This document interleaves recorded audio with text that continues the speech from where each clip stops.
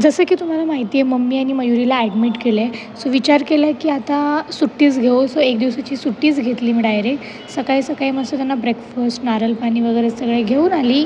Literally हॉस्पिटलची लाईफच काय वेगळी असते. म्हणजे किती हेक्टिक आणि बोरिंग लाईफ असते. आणि आज मी ठरवलेलं आहे की हे भाकरी आणि भाजी वगैरेच्या फंदात पडायचंच नाही.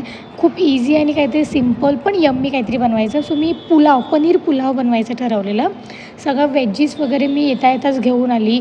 छान त्याला बॉईल केलं. त्याच्यामध्ये फ्लावर वगैरे सगळं कोबी आणि आपलं पनीर वगैरे सगळं मस्त बॉईल करून घेतलं. मम्मीला ना कोथिंबीर वडी खूप आवडते. सो ती पण बनवली आणि मस्त पुलाव रेडी आहे. मस्त तिला टिफिन द्यायला गेले. दोघींनी मस्त एन्जॉय केलं आणि लिटरली दोघींनाही आवडलं. मग मला टाईमपास होत नव्हता म्हणून मी गौरीला रडवलं आणि मयुरीचं डिस्चार्ज झालेलं.